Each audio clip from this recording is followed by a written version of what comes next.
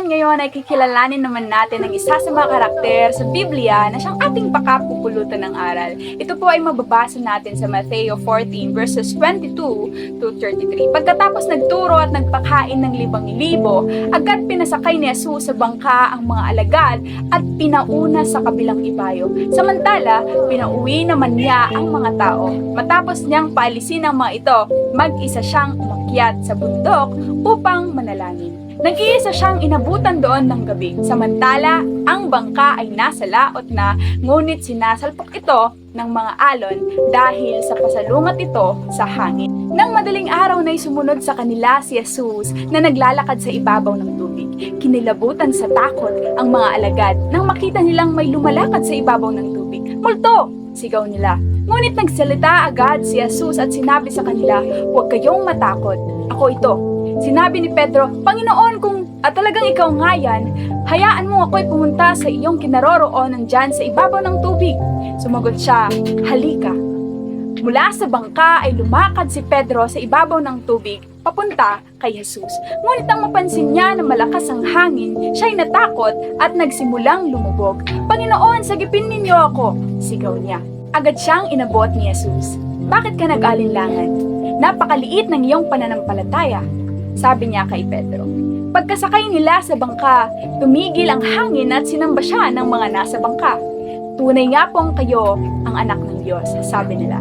Di ba po pag naririnig natin ang kwentong ito, parati nating nakikita at nabibigyang diin ang pag-aalinlangan at napakaliit na pananampalataya ni Pedro, kaya siya lumubog sa tubig. Ngunit mga kapatid, tignan natin ang magandang karakter na taglay ni Pedro sa kwentong ito.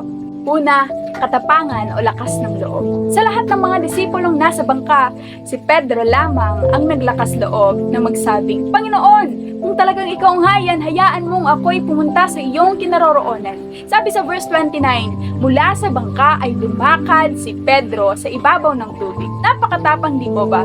Sa tingin nyo, naranasan bang lumakad ni Pedro sa tubig kung hindi siya naglakas loob?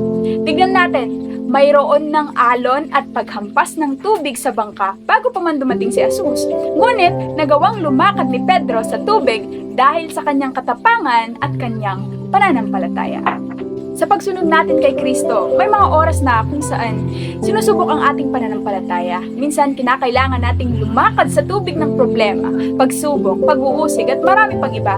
Ngunit nawa maging kagaya tayo ni Pedro na naglakas loob upang maranasan natin ang kapangyarihan at pagtatrabaho ng Panginoon sa ating buhay. Pangalawa, pagpapanatili sa kahit pinakamaliit man na pananampalataya. Huwag nating alisin sa atin ang kahit yung pinakamaliit na pananampalataya natin sa Diyos. Dahil sa maliit na pananampalataya ni Pedro ay naranasan niyang lumakad sa tubig. Dahil sa maliit na pananampalataya ni Pedro ay naranasan niya ang pagsagip sa kanya ng Panginoon. Sabi sa Mateo 17 verses 20 to 21, sumagot siya, "Dahil sa maliit ang inyong pananampalataya, tandaan ninyo, kung kayo'y may pananampalataya sa Diyos na sinlaki ng buto ng mustasa, maaari ninyong sabihin sa bundok na ito, lumipat ka roon, at ito'y lilipat nga. Tunay na walang bagay na hindi ninyo magagawa." At pangatlo ay ang pagtawag o paghingi ng tulong. Mga kapatid, ang buhay Kristiyano ay puno ng alon, mga bagyo at malalakas na hangin na maaaring ating kakaharapin sa araw-araw nating pamumuhay. Mga bagay na parang hindi natin kayang lampasan.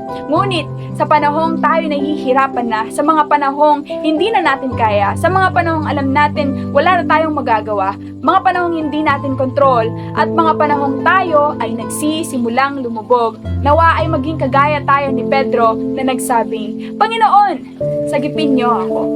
Kagaya ni Pedro, kahit naglakad na siya sa tubig dahil sa kanyang katapangan at pananampalataya, ay kinakailangan pa din niya ang pagsagip at pagtulong ng Panginoon. Kailangan natin ang Panginoon, kapatid. At yun lamang po, maraming salamat sa iyong pakikinig. Nawa ay madami tayong natutunan sa buhay ni Pedro. Shalom and God bless!